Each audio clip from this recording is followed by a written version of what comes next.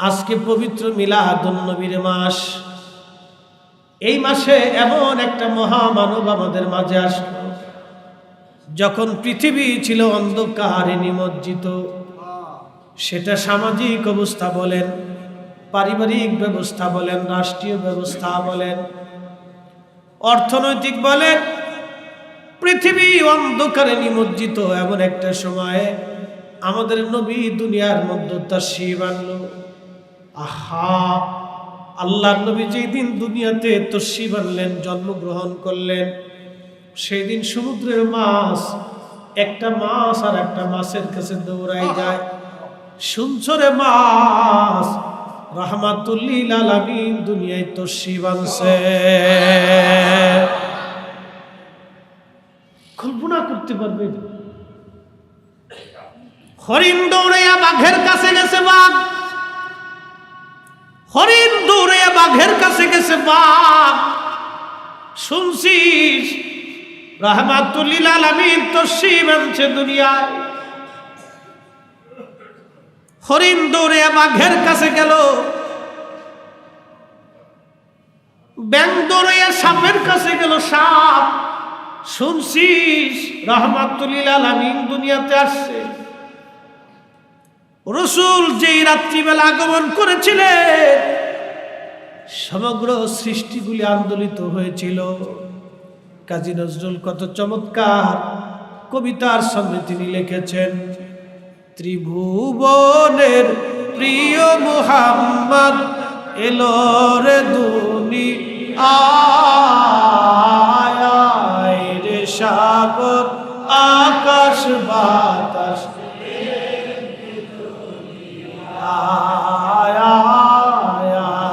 রে সাগর আকাশ বাতাস।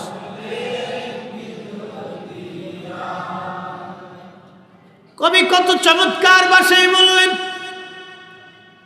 কিন্তু কবি তো কোনো মাদ্রাসায় পড়ে নাই। কবি কি করে জানলো সামাম পৃথিবী সেই দিন আন্দোলিত হয়েছিল, খুশিতে মাতোয়ারা হলো। কবিতার ছন্দে নবীর প্রেমে কি চমৎকার ভাষায় তিনি লিখলেন। আর আমাদের দেশের কিছু মোল্লা কোরআন হাদিস পড়েও তালাশ করে পায় না। আফসোস, হতভাগা হতভাগা। কোরআন পড়ছে কিন্তু কোরআন বুঝে না। হতভাগা হাদিস পড়ছে, হাদিস বুঝে না। উম্মত হয়েছে, নবী চিনে না। এর চেয়ে বড় বদনসিব পৃথিবীতে কি হতে পারে? আবু জাহেল রাসূল কারীমের চাচা ছিল কিন্তু চিনে না। আবু লাহাব নবীর চাচা ছিল কিন্তু চিনে না। উতবা সাইবা মুগীরা নবীর চাচা ছিল কিন্তু চিনে না। কিন্তু বেলাল চিনে ফেলছে। আল্লাহু আকবার। শুধু চিনেই নাই, চিনতে চিনতে পিঠের চামড়া দিয়েছে, রক্ত দিয়েছে, অত্যাচার সহ্য করেছে। এমন ভাবেই চিনেছে যে হযরত বেলাল নবী, আল্লাহ তাকে নবীর মসজিদের মুয়াজ্জিন বানায়। আপনি জানেন তার আযানের এত ফুয়ুজুদ, জান্নাতের ভিতরে আল্লাহ জান্নাতীদেরকে তার আযান শোনায়। আল্লাহু আকবার। মেহশরের মাঠে तमाम হাসরবাসীদেরকে আল্লাহ বেলালের আযান শোনাবে। ও বেলাল, আযান দাও আজকে। কিন্তু রাসূল কারীমের আশেপাশে চাচা চিনে না, একজন খিতদাস চিনে ফেলছে। এই জন্য রাসূল মহব্বত করার জন্য, নবীর পক্ষে থাকার জন্য নসিবের দরকার আছে। কপাল লাগে, কপাল কপাল কপাল লাগে, কপাল। বনের পশু, আকাশের পাখি, तमाम সৃষ্টির যত মাছ, বিরাট বড় বড় মাছ, ছোট মাছের কাছে ছোট মাছ, বড় মাছের কাছে तमाम সৃষ্টির মধ্যে সেই দিন আর কোনো বৈষম্য নাই, কোনো শত্রুতা নাই। সব একাকার হয়ে গেল। সবার একটাই বাক্য, শুনছো রাহমাতুল লিল আলামিন আজ ধরা ধামে তাশরীফ এনেছে। শুনছো নবী বুঝি আসছে, নবী আসছে, শুনছো নবী আসছে আজ। কারণ আল্লাহ কোরআনে বললেন ওমা আরসালনাকা ইল্লা রাহমাতাল লিল আলামিন, রাহমাতুল লিল আলামিন, আপনি উম্মতের জাবিন, গুনাহগারের অতি আপনজন। আল্লাহর নবী, নূরের নবী ও আপনি আমার জীবনের হালিমাতুস সাদিয়া বলে আমি ধাত্রীমা হওয়ার জন্য সুদূর তায়েফ থেকে রওনা হলাম। উট ছিল আমার দুর্বল, গাধা ছিল দুর্বল, আমি নিজেও দুর্বল, অর্থনৈতিক অবস্থা এতটাই দুর্বল, আমার বাড়ি তেমন কোনো খাবার দাবার ছিল না, না খেতে খেতে আমি হালিমা শুকাই গেছি। আমার একটা ছোট্ট কোলের বাচ্চা দুধ পায় না, আমার উটের দুধ হয় না, বড়ই অভাবের মধ্যে আমাদের দিন চলতে লাগলো। হযরত হালিমা বলেন ধাত্রীমা হওয়ার জন্যে সুদূর তায়েফ থেকে আমি মক্কায় গেলাম। মক্কায় যাওয়ার পরে দেখি সব তায়েফের নারীরা, সমস্ত নারীরা ওই সব বাচ্চাগুলি নিয়ে চলে গেল। ধনী ধনী ধনী ধনী ব্যক্তিদের বাচ্চা তারা নিয়ে চলে গেল। আমি সবার পিছনে পড়ে গেলাম। সবার পিছনে পড়ার পরে আমি যখন মক্কায় গেলাম, খোঁজ নিয়ে দেখি মক্কায় কারো বাড়ি কোনো সন্তান নাই, কিন্তু একটা সন্তান আব্দুল্লাহর ঘরে আছে, কিন্তু আব্দুল্লাহ বাচ্চা নাই, আব্দুল্লাহ মারা গেছে। এতিম বাচ্চা, কেউ এতিম বলে তারে নেই নাই। আল্লাহু আকবার। নসিব লাগে, নবীর পক্ষে থাকা নসিব লাগে। কি কথা বলেন ঠিক কিনা? ঢাকা শহরে হাজার হাজার মসজিদ, হাজার হাজার মসজিদ, হাজার হাজার মসজিদ। দুঃখে আফসোস কয়টা মসজিদে এরকম রসুলের সামনে আলোচনা হবে বলেন তো? মসজিদ তো নবীর জন্য, দিন তো নবীর জন্য, ইমান তো রসুলের জন্য, কালেমা তো রসুলের জন্য, মিম্বার তো রসুলের জন্য, ইমানের দৌলত তো রসুলের জন্য, জান্নাত হবে রসুলের জন্য, সৃষ্টি নবীর জন্য, আসমান নবীর জন্য, জমিন রসুলের জন্য, আমরাও নবীর জন্য, সব মাখলুক আমার নবীর জন্য। কথা বলেন ঠিক কিনা? সব সৃষ্টি রসুলের জন্য, আপনি নাজাত পাবেন রসুলের জন্য। আল্লাহ কোরআনের 40 জায়গায় আল্লাহ নামের পরে রসুল শব্দ ব্যবহার করছে। 40টা আয়াতের একটা আয়াত দিয়ে আল্লাহ সারমর্ম উপস্থাপন করছে। মাইয়ুতির রাসূল ফাকাদ আতা আল্লাহ।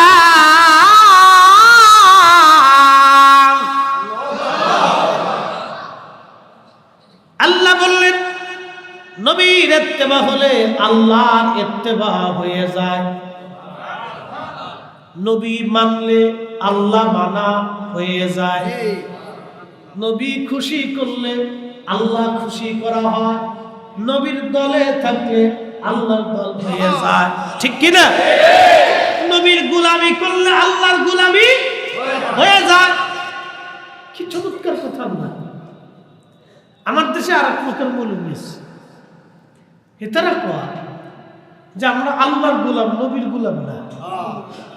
আল্লাহ বলছে নবীর গোলাম না হওয়া পর্যন্ত আল্লাহর গোলামি হবে হতভাগা। নবী পাইতে হলে কি লাগে? নসিব লাগে। কথা কর না, কি লাগে? নসিব লাগে। বন্ধ করেন।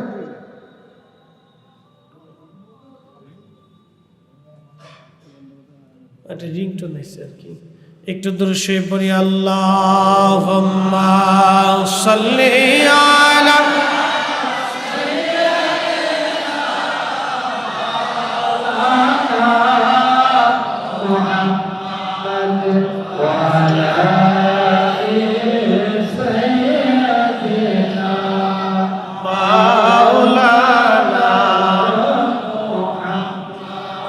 আল্লাহকে পাইতে চায় হযরতকে ভালোবেসে আরশ কুরসি লৌহ কলম না চাইতেই পেয়েছে সে। ঠিক কিনা? নবী পাওয়ার জন্য নসিব লাগে, নসিব। হালিমাতুস সাদিয়া মক্কার সব মানুষগুলি চলে গেল বাচ্চা কাচ্চা নিয়ে। হালিমা বলেন, স্বামীরে এমন একটা বাচ্চাই আছে গরিব, আমরা তো গরিব, অভাবের তাড়নায় আমি হালিমা শুকায় গেছি না খাইতে খাইতে। আমার উট দুধ দেয় না রে স্বামী, গাধা দুর্বল হয়ে গেছে। একটা এতিম বাচ্চা নিলে তো কোনো পয়সা করি পাবো না, বলো স্বামী চলো চলে যাই। হালিমার স্বামী ডাক দিয়ে বলতেছি, হালিমারে শুনলেই তো চলে যেতে চাই, তো একটা বার চলো ওই বাচ্চাটার চেহারা খানা দেখে আসি, দেখতে কেমন দেখা। হালিমাতুস সাদিয়া বলে, দুনিয়ার মানুষ একটা নজর দেখার জন্য রাসূলের বারগাহে গেলাম, যাইয়া দেখি জান্নাতের পোশাক নবীকে পরানো ছিল। গায়ের মধ্যে দুইটা কাপড়, রেশমের কাপড়, একটা সবুজ আর একটা সাদা। সবুজ চাদর দিয়ে নবীজির বুক উপর দিক থেকে শরীর মোবারক ঢাকা, আর সাদা কাপড় দিয়ে নিচ দিয়ে নবীজির শরীর পেঁচানো। এত সুন্দর সুঘ্রাণ আমি হালিমার নাকে কোনোদিন লাগে না। নবী পাইতে হলে কি লাগে? কপাল লাগে। রাসূলের পক্ষে থাকতে কি লাগে? কপাল লাগে।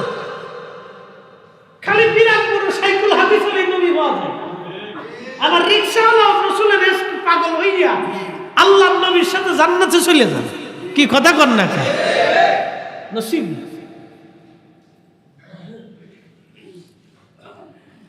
গভীর মনোযোগ।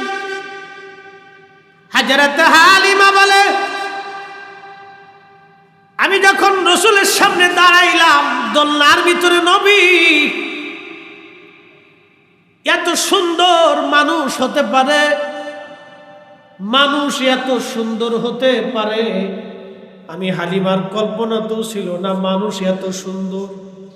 সুবহানাল্লাহ, যে মানুষ এত সুন্দর হতে পারে। তার মানে রাসূলুল্লাহকে আল্লাহ সর্বাধিক সৌন্দর্য দিয়ে দুনিয়াতে পাঠাইছে।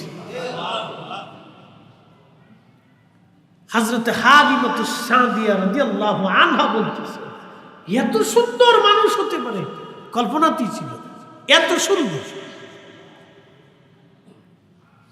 নাস্তিকের দল রাসূলুল্লাহর চরিত্র নিয়ে বাজে কথা বলে। হাই হাই, আল্লাহ রাসূলকে আল্লাহ এতটাই সৌন্দর্য দিয়েছিলেন যে পৃথিবীর যে কোনো মানুষ দেখলে মোহিত হয়ে যেত। আল্লাহ রাসূল ইচ্ছা করলে আরবের বাছাই করা সুন্দরী কুমারী নারী বিয়ে করতে পারতেন। নবীকে আল্লাহ এতটাই সৌন্দর্য দিয়েছিলেন যে ইচ্ছা করলে আরবের বাছাই করা কুমারী নারী বিয়ে করতে পারতেন। কিন্তু তিনি বিয়ে করছেন কি 40 বছরের এক নারী। আল্লাহ, আগে আরো 3টে বিবাহ হয়েছে। আমাদের আম্মা জান খাদিজাতুল কুবরা তাহেরা তাইয়্যিবা, তিনি বিয়ে করলেন 40 বছরের একজন নারীকে, বয়স ওনার 25। নাস্তিকের দল বলে রাসূলুল্লাহ নিজের কাম খায়েশ পুরা করার জন্য অধিক বিয়ে করেছিলেন। তার মানে বোঝা গেল ওরা ওদের একটা পরিচয় প্রকাশ করে, ওদেরও তো একটা পরিচয় আছে। তো পরিচয়টা কি? মনে রাখবেন, জেনে রাখবেন, আল্লাহর হাবিবের ইজ্জতে মহান সম্মানের হানি করার জন্যে যারা উঠে পড়ে লাগে, প্রত্যক্ষ পরোক্ষ ষড়যন্ত্র করে কথা বলে, আল্লাহ বলছেন উতুল্লিম বাদা যালিকা জানিম। ও নবী, আপনি জেনে রাখেন শুনে রাখেন, বুঝে রাখেন, আপনি নবীর চরিত্র নিয়ে, আপনি নবীর ইজ্জত নিয়ে যারা সিনিমিনি খেলতে চায়, এদের প্রত্যেকের জন্মের ভিতরে ভেজাল আছে। ফয়সালা আমার না আল্লাহর? ওরাও তাদের একটা পরিচয় দেয় যে তোমরা শোনো, আমরা যে মুহাম্মদ সাল্লাল্লাহু আলাইহি সাল্লামের ইজ্জত নিয়ে বাজে কথা বলি, আমরা নাস্তিকদের একটা পরিচয় আছে। কি পরিচয়? আমরা জন্মটা আতারে ফাতারে জোরে জঙ্গলে হোটেলে মোটেলে অবৈধভাবে শিয়াল কুত্তার মতোই হয়েছে। কথা বুঝেন নাই মনে হয়? আল্লাহ ওদের পরিচয়টা প্রকাশ করে দিচ্ছে। আমরা জানতাম না ওরা পরিচয় প্রকাশ করে দিচ্ছে। প্রিয় মুসলমান, হযরত হালিমা বলে মানুষ এত সুন্দর হতে পারে কখনোই কল্পনায় আমার আসে নাই। একটা নজর দেখে আমি হালিমা পাগল হয়ে গেলাম। স্বামীকে ডাক দিয়ে বললাম, স্বামী আমার, টাকা পাই আর না পাই, বিনিময় হোক আর না হোক, এই বাচ্চা না নিয়ে আমি হালিমা তায়েফে ফিরে যাব না। হালিমা বললেন, দুনিয়ার মানুষ, নবী ঘুমোচ্ছিল দোলনার ভিতরে, বুকের উপর থেকে জান্নাতের সবুজ রেশমের কাপড় আমি সরাইয়া, আমি আমার হাত বক্ষ বরাবর আলতো আলতো করে আমি মেসেজ করতেছিলাম যাতে ঘুম ভাঙে নবীর। আমি যখন রাসূল কারীমের বক্ষ বরাবর হাত আলগো আলগো ভাবে আমি মেসেজ করতেছি, তখন আল্লাহর নবীর ঘুম ভেঙে গেল। আমার দিকে তাকায় নবীজি একটা মুস্কি হাসি দিল। ওই হাসিতে আমি হালিমা আরো পাগল পারা হয়ে গেলাম। ত্রিভুবনের প্রিয় মুহাম্মদ এলো রে দুনিয়ায়, রে সাগর রে দুনিয়ায়, রে সাগর আকাশ বাতাস।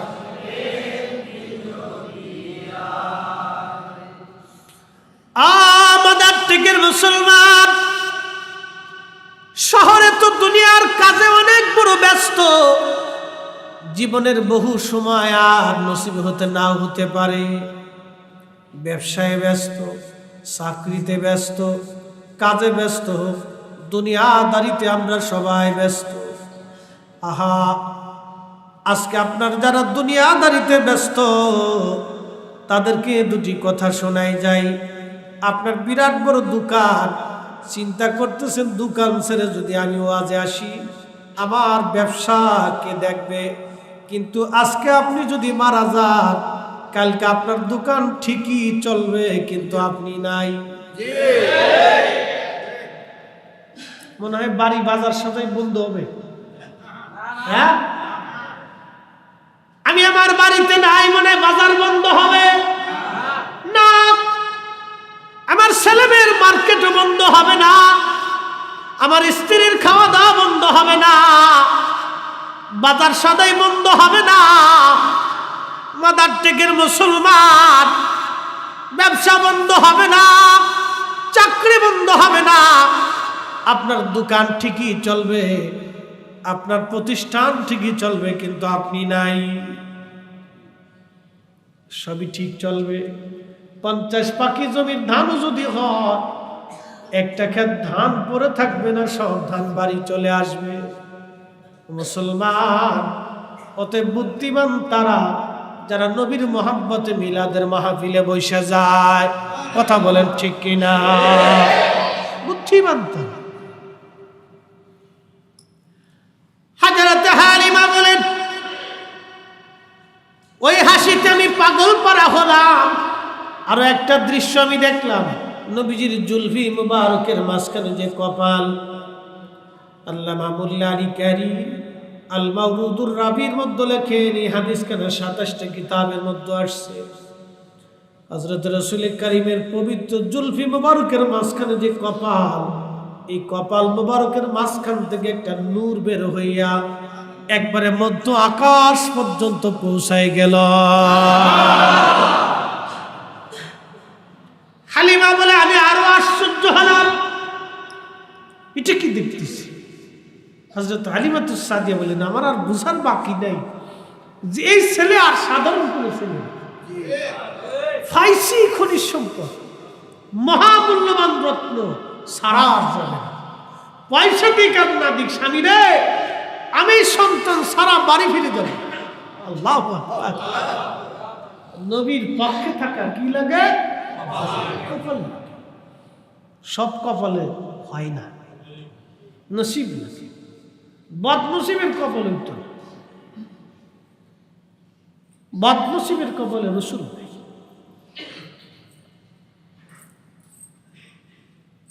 পদার্থিকের মুসলমান, বদনসিবের কপালে নবী নাই। হালিমাতুস সাদিয়া বলে দুনিয়ার মানুষ, আমি ওই কপালে চুমা খাইলাম, চুমা খাওয়ার পরে আল্লাহর নবীকে বুকের মধ্যে নিলাম, কোলের মধ্যে নিলাম। কোলে যখন নিছি ছিলাম দুর্বল, হয়ে গেলাম আমি সবল। আল্লাহ, আল্লাহু আকবার। ছিলাম দুর্বল, হয়ে গেলাম আমি সবল। আমি যখন কোলের মধ্যে নিছি, আমার উট দুর্বল ছিল, আমার স্বামী দৌড়াই গেছে উট দহন করার জন্য। উট দহন করতে যাওয়ার পরে আমার স্বামী বলেন আমি পাতিল ভর্তি করে উট দহন করে দুধ দহন করে নিয়ে আসলাম। আমরা সারা রাত ভরে পেট ভরে দুধ পান করলাম।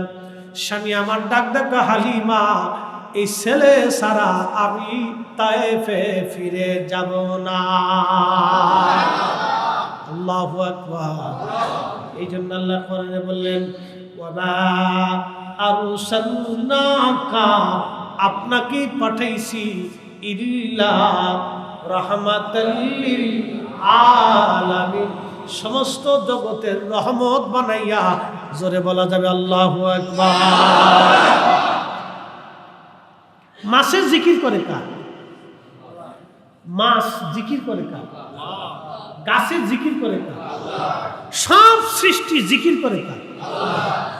আলাম তারা আন্নাল্লাহা ইয়াসজুদু লাহু মান ফিস সামাওয়াতি ওয়া মান ফিল আরদ। আল্লাহ বললেন আসমান ও জমিনের ভিতরে যা কিছু আছে সব কিছু আল্লাহকে সিজদা দেয়। ইউসাব্বিহু লিল্লাহি মা ফিস সামাওয়াতি ওয়া মা ফিল আরদ। সাত আসমান, সাত জমিন, সাত আসমান, সাত জমিনের মধ্যে যা কিছু আছে সব কিছু জিকির করে কার?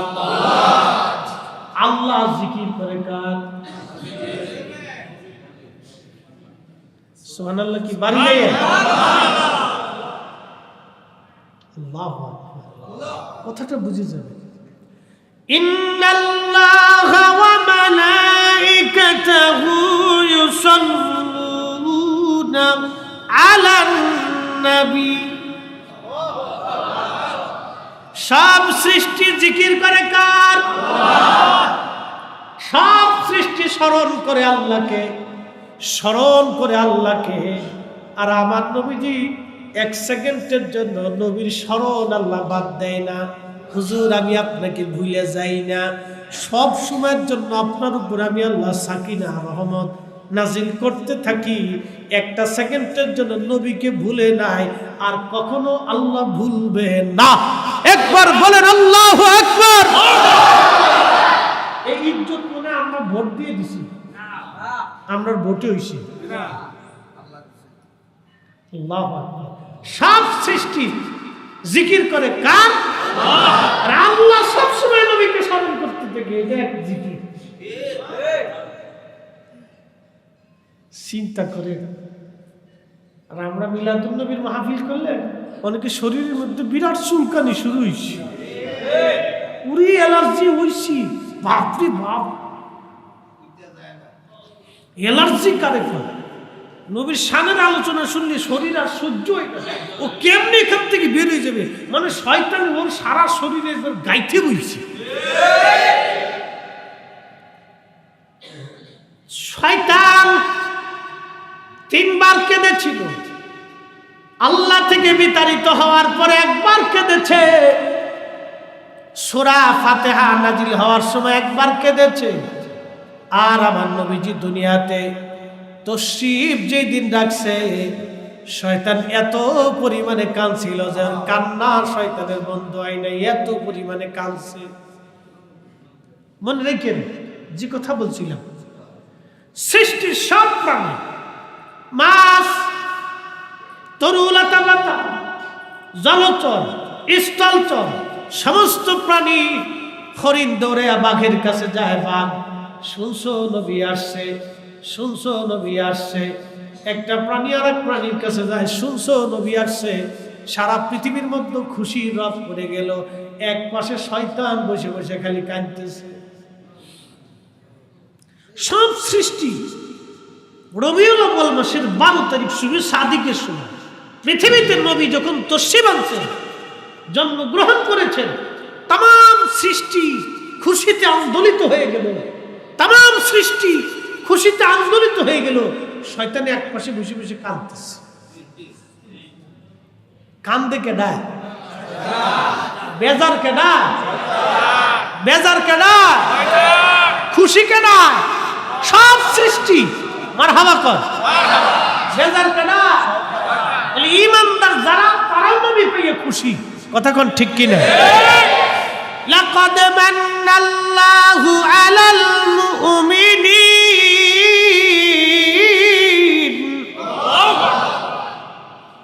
কোরআন বলে ও নবী, মুমিনদের জন্য আমি আল্লাহ আপনাকে নিয়ামত বানায় পাঠাইছি।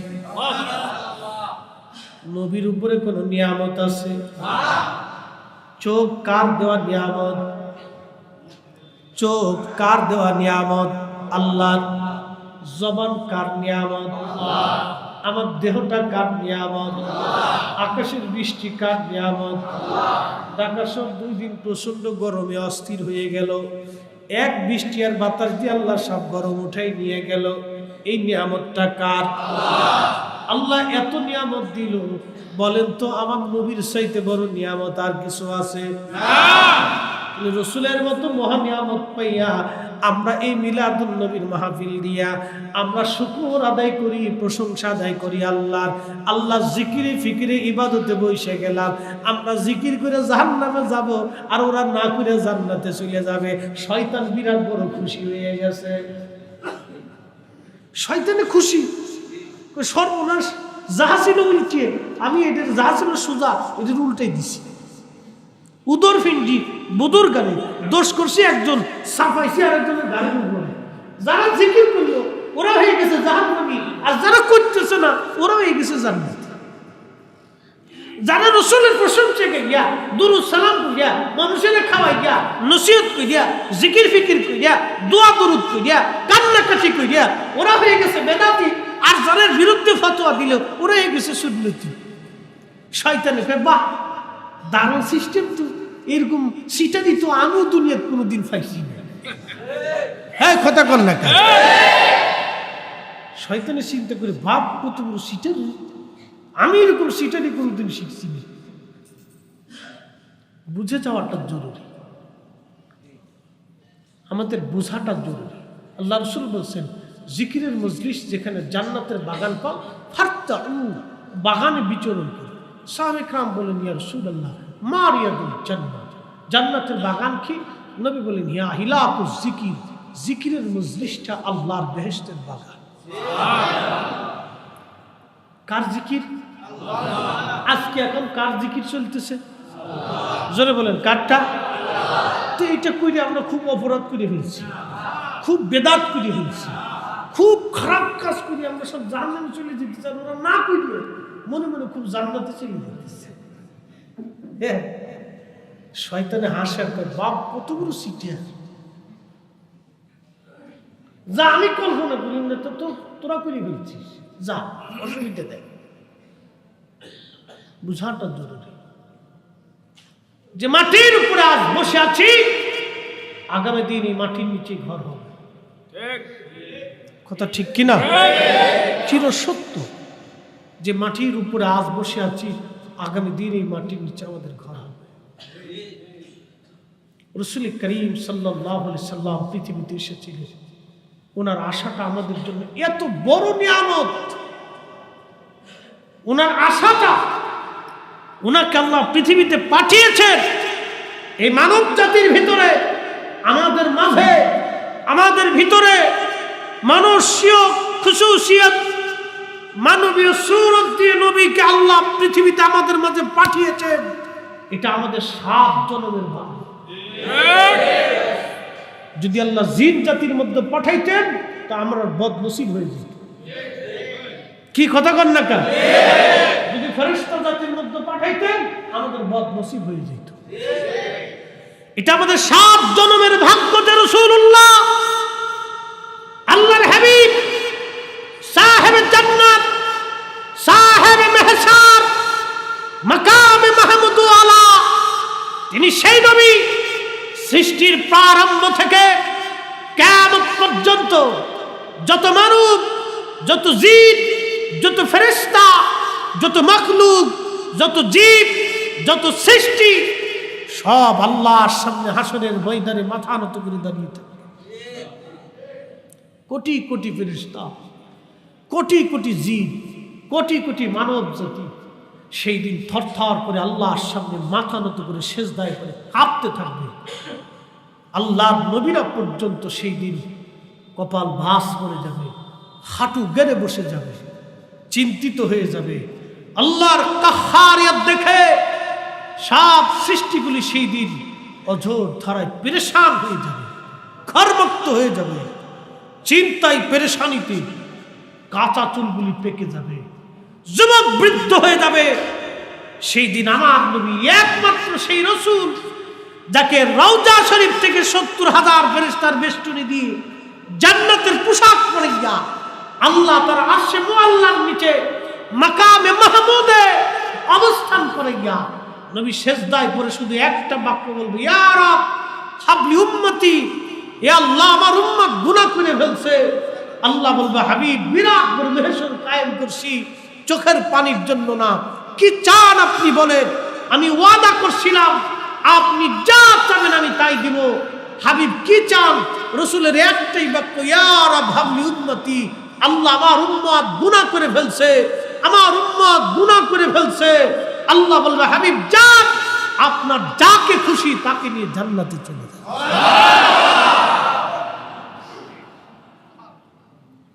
আমরা সেই নবীর উম্মত, আল্লাহ উম্মত বানাইছে, এটা আমার 7 জন্মের ভাগ্য। কি কথা কন না? যদি এই নবীর উম্মত না বানাই অন্য কোন নবীর উম্মত বানাইতেন কিচ্ছু করার ছিল না। যদি মানুষ না বানাই কুত্তা বানাইতেন কিচ্ছু করার ছিল না। আমার 7 জন্মের ভাগ্য যে আমি এই নবীর উম্মত হতে পারছি। আল্লাহু আকবার। সেই নবী আসবে, আমি খুশি হব না? তুমি ফতোয়া মেরে দিয়ে বন্ধ করবা, তোমারও ফতোয়া সাতার দেখার টাইম আমাদের নাই। হ্যাঁ তুচা করে বলেন ঠিক কিনা?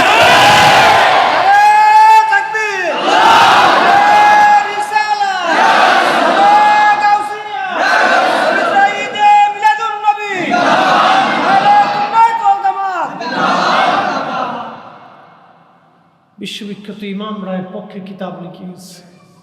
আল্লাহু আকবার। কি করে বুঝাইলে যে আপনারা বুঝবেন আমি জানি না। কল্পনা করতে পারবেন মহেশ্বরের বিচারের দিনের মালিক কে? পারস্য সাম্রাজ্যের 3000 বছর পৃথিবী শাসন করছে। পারস্য সাম্রাজ্য 3000 বছরের একটা সাম্রাজ্য ছিল।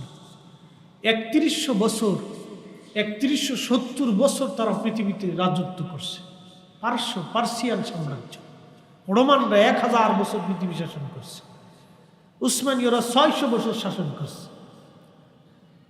এরকম পৃথিবীতে বহু বড় বড় সাম্রাজ্য ছিল যারা শত শত হাজার বছর রাজত্ব করছে। বলেন কিয়ামতের মাঠে 1 ইঞ্চি, 1 চুল পরিমাণ জায়গার রাজত্ব তাদের থাকবে?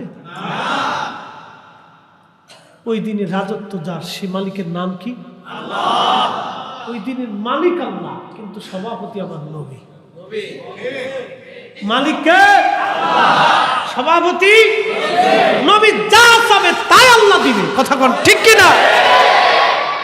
ওই দিন আমার রসুলের ইচ্ছার উপরে থাকবে। মালিক আল্লাহ, সন্তুষ্টি নবী। আল্লাহ কেমনে বুঝাইতে হবে আপনি জানেন না। মালিক আল্লাহ, কিন্তু সন্তুষ্টি আমার রসুলের।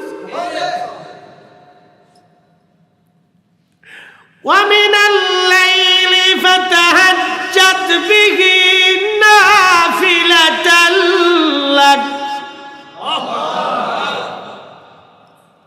عَسَىٰ أَن يَبْعَثَكَ رَبُّكَ مَقَامًا مَحْمُودًا।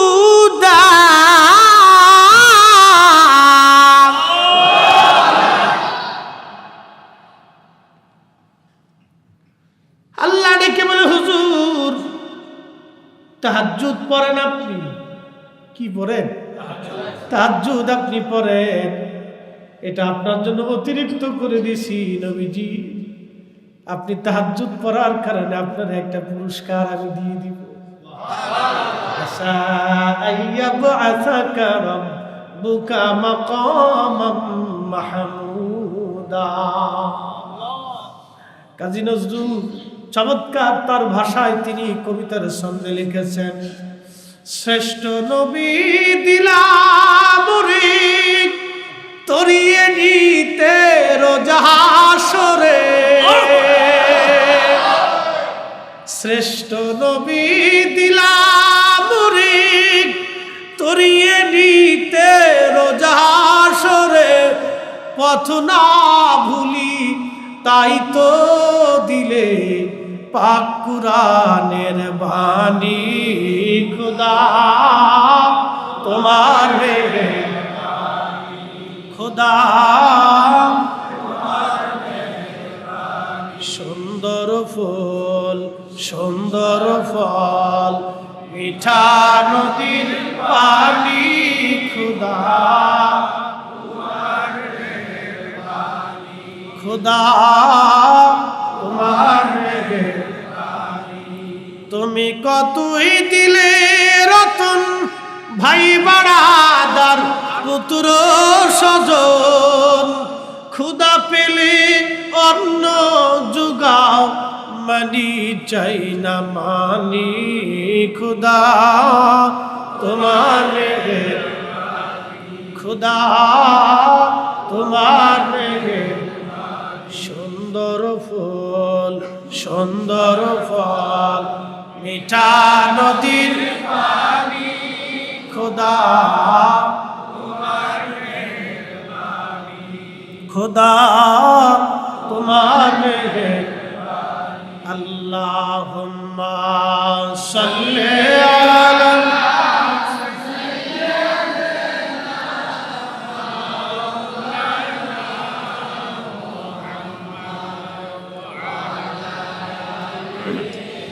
সাইয়্যিদিনা।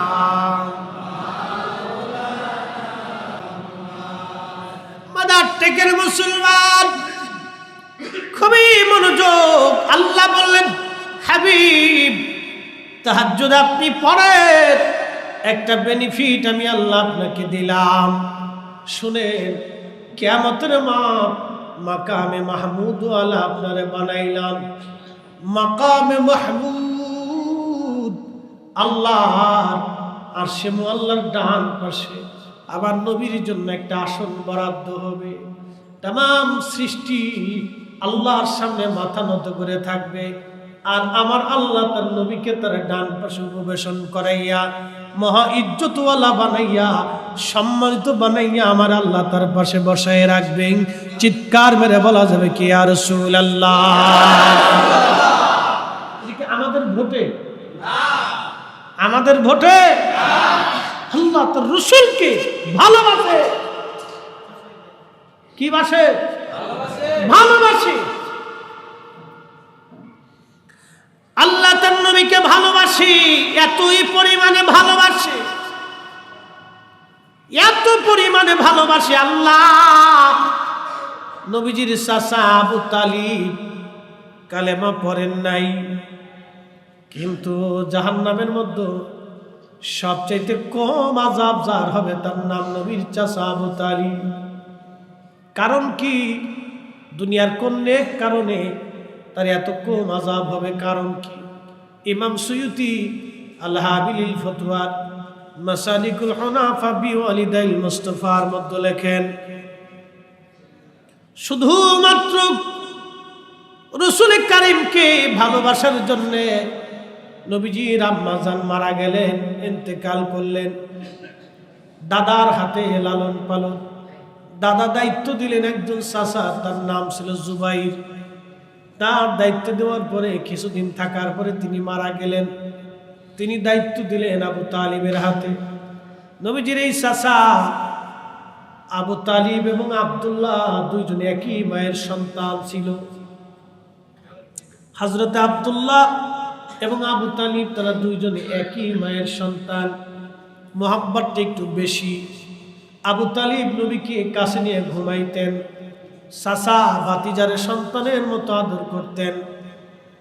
এক বিছানায় ঘুমাইতেন চাচা ভাতিজা। চাচা কখনো ভাতিজারে আলাদা করতেন না, একসাথে খাইতেন। খাইতে বসলে নবীকে সাথে নিয়ে খাইতে বসতেন, ঘুমাইলে নবীকে সাথে নিয়ে ঘুমাইতেন, সফরে গেলে নবীকে সাথে নিয়ে সফরে যাইতেন। গোসলে চার ভাতিজাকে গোসল করায় নিজে হাত দিয়ে গোসল করাইতেন। তারিখের মধ্যে আসছে আবু তালিব নবীকে সন্তানদের চেয়ে বেশি আদর করতেন আর ভালোবাসতেন।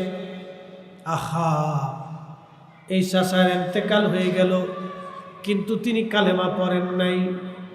ইমাম সুয়ুতি লেখেন, রাসূলের হাদিসের পরিভাষায় জাহান্নামের মধ্যে সবচাইতে কম আযাব আবু তালিবের হবে, শুধু রাসূলের সুহবত আর মুহাব্বতের জন্য।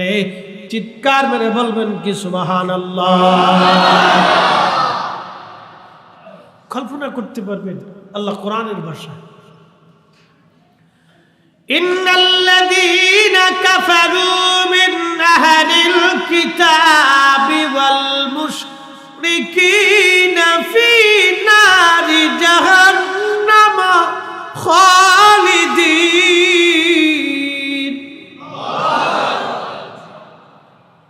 আল্লাহ বলেন, নিশ্চয়ই যারা কাফির, মুশরিক এবং যারা আহলে কিতাব তারা চিরদিন জাহান্নামী হবে। খালিদিনা ফিহা, জাহান্নামের মধ্যে তারা চিরদিন অবস্থান করবে, কখনো তারা বের হতে পারবে না।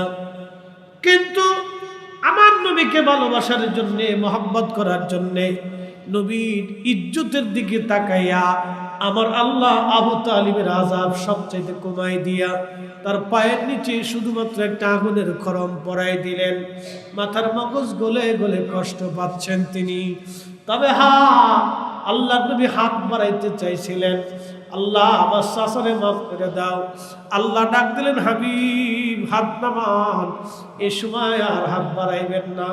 আপনার চাচার ব্যাপারে আপনি যদি হাত বাড়ান আমি মাফ করে দিব, কিন্তু আপনার উম্মতের ব্যাপারে কোনো দোয়া আমি কবুল করব না। হায়রে উম্মত, আমরা উম্মত, নবী চিনলাম না। আল্লাহ নবী হাত নামাই ফেললেন। উম্মত উম্মত উম্মত, আমাদের দিকে তাকায় চাচার কথা ভুলে গেলেন। আমাদের দিকে তাকায় নবী আপন চাচার কথা ভুলে গেলেন। যেই নবী আমাদের দিকে তাকাইয়া, আমাদের দিকে তাকাইয়া চাচার কথা ভুলে যায়, আমরা উম্মত নবীর কথা ভুলে গেছি। না না না, যতদিন বেঁচে থাকবো ততদিন রাসূলুল্লাহর পক্ষে গান গাবো, স্লোগান দিব। কথা বলেন ঠিক কিনা? যতদিন আল্লাহ হায়াত রাখবে রে, ততদিন রাসূলের পক্ষে স্লোগান হবে, নবীর পক্ষে কথা বলবো। কেউ আমার পক্ষে থাকুক বা না থাকুক, পছন্দ করুক বা না করুক, ভালোবাসুক বা না বাসুক, আসুক বা না আসুক, কে আমার পক্ষে থাকুক না থাকুক, আমি নবীর পক্ষেই থাকবো। কথা বলেন ঠিক কিনা? বাজান, হযরতে রাসূল কারীমের ইজ্জতের দিকে তাকায়া আবু তালিবের আযাব আল্লাহ হালকা করে দিলেন। আবু লাহাবরে তো চিনেন, নবীজির আপন চাচা, তারও আযাব সোমবারের দিন আসলে আল্লাহ আযাব হালকা করে দেয়। সোমবারের দিন আসলে তার হাতের পানির মধ্যে আল্লাহ রহমতের পানি জমায় আসে চুষে। ইমাম জাজরি রাহমাতুল্লাহি আলাইহি হাফিজুল হাদিস, তিনার কিতাবের নাম আল আত-তারিফু বিল মাউলিদিশ শরীফ, এই কিতাবের মধ্যে তিনি লেখেন। ইমাম শামসুদ্দিন নাসিরউদ্দিন দামিশকি রাহমাতুল্লাহি আলাইহি তিনার কিতাব আল মাউলিদুস সাদি ফি মাউলিদিল হাদির মধ্যে তিনি লেখেন। আল্লামা ইমাম জালালউদ্দিন সুয়ুতি তিনার মিলাদ শরীফের কিতাব হুসনুল মাকাসিদি ফি আমালিল মাউলিদের মধ্যে তিনারা লেখেন। বিশ্ববিখ্যাত তিনজন হাফিজুল হাদিস মিলাদুন নবীর পক্ষে দলিল দিতে যাইয়া তিনারা এই ঘটনার উল্লেখ করেছেন। আবু লাহাবের আযাব সোমবারের দিন আল্লাহ হালকা করে দিল। হযরত আব্বাস স্বপ্ন দেখলেন, কিনা আবু লাহাব কেমন আছো? বলে, কালেমা পড়ি নাই, বড় কষ্টের মধ্যে আছি রে। কিন্তু সোমবারের দিন আসলে আযাব আল্লাহ হালকা করে। কারণ কি? শোন, আমার ভাতিজা দুনিয়াতে আসছে, আমি জানতাম না সে নবী হবে, কিন্তু ভাতিজার জন্মের সুসংবাদ আমার দাসী সুয়াইবা দৌড়ে এসে বলার পরে আমি খুশি রাতি সজ্জে বসার থেকে দাঁড়াইয়া শাহাদাত আঙ্গুলখানা উঁচা করে দাসীকে বললাম, দাসী, ভাতিজার জন্মের সুসংবাদ দিলি, যা যা, তোকে আজাদ করে দিলাম, মুক্ত করে দিলাম, দাসী যা। দাসী আজাদ করার কারণে আমার আল্লাহ খুশি হইয়া নবীর কারণে, রসুলের কারণে, নবীর ইজ্জতের দিকে তাকাইয়া আল্লাহ আমার সোমবারের দিন আযাব আল্লাহ আমারে হালকা করে দেয়। আমার হাতের মধ্যে পানি জমে।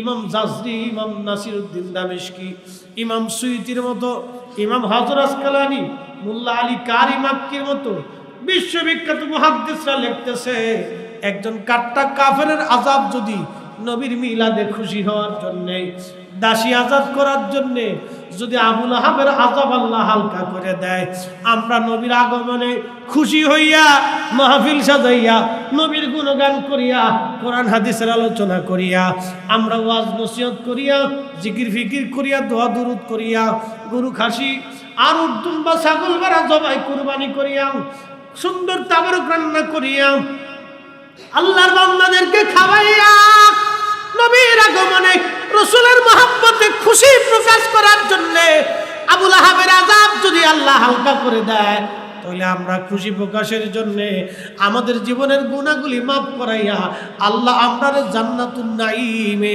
জায়গা করে দেবে। অ্যাটেনশন, কথাটা আপনাকে বুঝতে হবে। আবু লাহাবের মাফ কি আমরা করছি? কেডা করছে? কবরে আমাদের কোনো কর্তৃত্ব আছে? আমাদের প্রধানমন্ত্রী, রাষ্ট্রপতি, প্রধান সেনাপতি, বিচারপতি, কবরে কোনো কর্তৃত্ব আছে? জাতিসংঘ, আমেরিকা, রাশিয়া, কারোই কর্তৃত্ব নেই। তো কর্তৃত্বটা কার? তো আল্লাহ রসুলের মুহাব্বতের দিকে তাকাইয়া, ইজ্জতের দিকে তাকাইয়া আবু লাহাবের আযাব আল্লাহ হালকা করছে। সুবহানাল্লাহ কি বাড়ি যায়? নবীর ইজ্জতের দিকে তাকায় যদি কাফেরের আযাব হালকা হয়, আমরা বিরাট বড় অপরাধ করছি, খুব বেদাতের কাজ করি বলছেন। দেশে কত পাগল হয়েছে জানি, বুঝি না কিছু। এটা মাইন্ডেড সমস্যা, মস্তিষ্কের প্রবলেম। আসলে এটা পক্ষ বিপক্ষ, ইজ্জত অনিজ্জতের ব্যাপার সেবার আছে। আগে বলছি রাসূলুল্লাহর পক্ষে থাকার জন্য কি লাগে? নসিব, কপাল, নসিব। নসিব তো থাকার দরকার।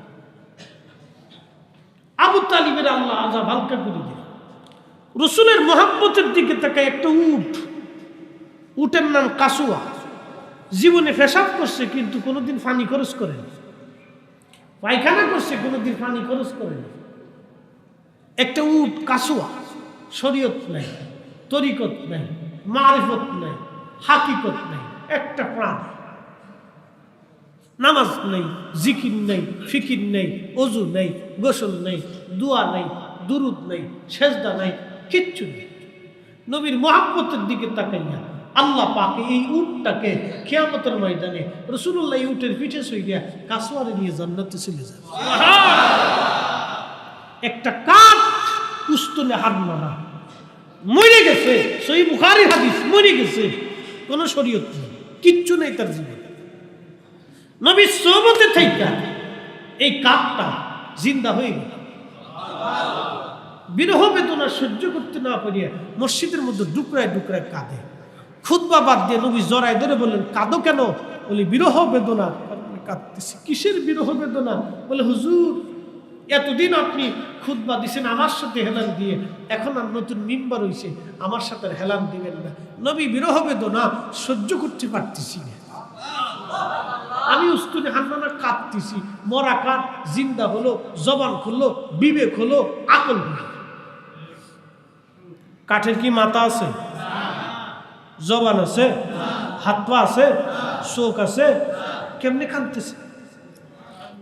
আল্লাহু আকবার। রাসূলের ইজ্জতের দিকে তাকাই আল্লাহ শরীয়ত চেঞ্জ করে। কি কথা কন না কা? আল্লাহ আইন পরিবর্তন করে। আরে মরা কাঠ, ওর কিসের জবান? জবান খুলে গেল। ওর কিসের জীবন? জীবন এসে গেল।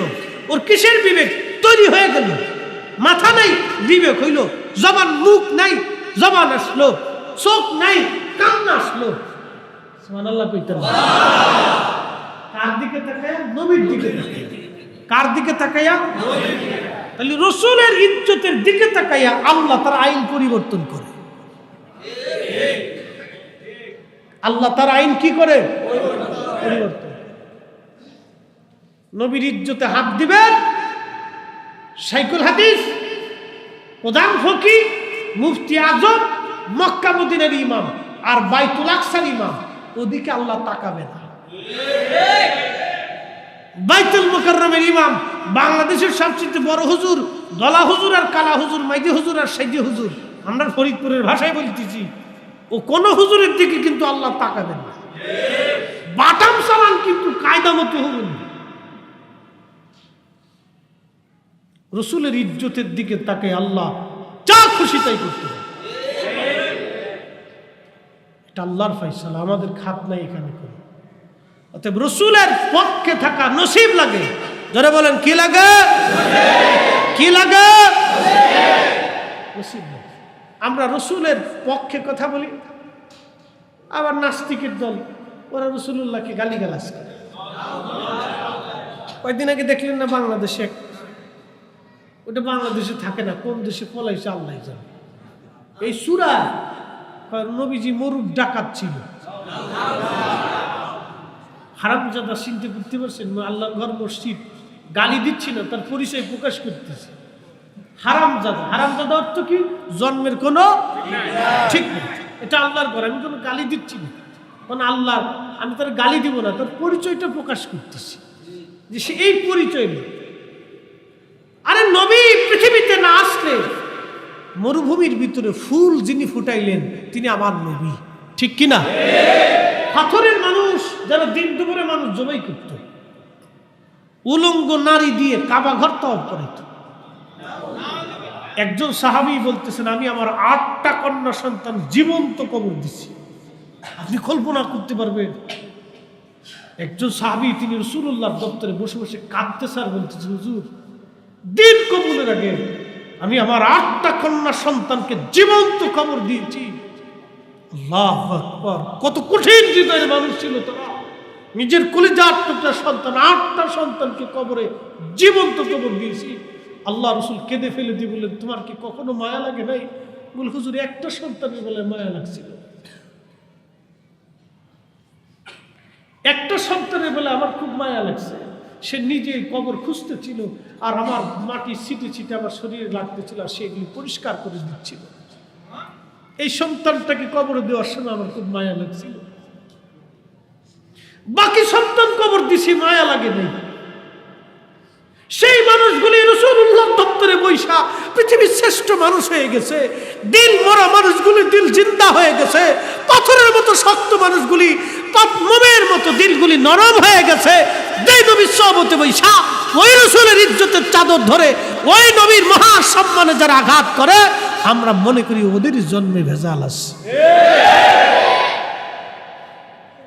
আল্লাহু আকবার। এই জন্য আল্লাহ কোরআনে বলেন, ওয়া ইন্নাকা লাআলা খুলুকিন আযীম। ও নবীজি, আপনি মহান চরিত্রের আধার। আপনার মতো চরিত্রওয়ালা কখনো আর আসে নাই, কখনো আর হবে না। লাকাদ কানা লাকুম ফি রাসূলিল্লাহি উসওয়াতুন হাসানা। নবী গো, আপনার মহান চরিত্র যারা গ্রহণ করবে তাদের জন্যই উত্তম আদর্শ আপনার চরিত্রের মধ্যে নিহিত আছে। জোরে বলা যাবে কি সুবহানাল্লাহ। রাসূল করিমের সুন্নাহগুলি আমাদেরকে মানতে হবে। নবীর কি মানতে হবে? সুন্নত, আদর্শ, রীতিনীতি। যেই নীতিতে যেই রীতিতে নবী নিজে চলতেন, উম্মতকে চালাইতেন, ব্যবসা করতেন, পথ চলতেন, বাণিজ্য করতেন, হাট বাজার করতেন, সংসার চালাইতেন, মসজিদ চালাইতেন, সমাজ চালাইতেন, দেশ চালাইতেন, রাষ্ট্র চালাইতেন, সাহাবে কিরামকে চালাইতেন। ওই নীতিতে, ওই রীতিতে, ওই পথে, ওই মতে আমি আপনি যদি চলতে পারি, নবী বলছেন, মান আহাব্বা সুন্নতি ফাকাদ আহাব্বানি। আমার সুন্নতকে যদি ভালোবাসো, আমাকেই ভালোবাসবে। ওমান আহাব্বানি কানা মাই ফিল জান্নাহ। আর আমার সাথে তোমাদের জান্নাত হয়ে যাবে। আল্লাহু আকবার, আল্লাহু আকবার। তাহলে আমাদের রীতিনীতি, সংসার, পথ চলা কার চরিত্র হবে? নবীর চরিত্র। যেটা বলেন কার চরিত্রে? নবীর চরিত্রে। আমার মাথায় পাগড়ি, এটা কার কারণে? নবীর কারণে। আমাদের মুখের দাড়ি কার কারণে? নবীর কারণে। আমরা ডান হাত দিয়ে খাই কার কারণে? নবীর কারণে। 5 আঙ্গুল 3 আঙ্গুল দিয়ে খাই কার কারণে? নবীর কারণে। বিয়ে শাদী, সংসার চলা, হাট বাজার, এই যে আমরা ডান পাশ দিয়ে চলি, হাসি মুখে কথা বলি, আমরা আদর্শবান হই, মানুষ ঠকাই না, মালিকুম দেই না, ভেজাল সৃষ্টি করি না, ফাসাদ বাঁধাই না। এটা কার চরিত্র? নবীর চরিত্র। আল্লাহ পাক কবুল করুন, বলে না আমিন। এই জন্য আল্লাহ বলছেন, নবী মানলে কাকে মানা হয়? আল্লাহ মানা। নবী মানলে কাকে মানা হয়? আল্লাহ মানা। এক কথা শেষ।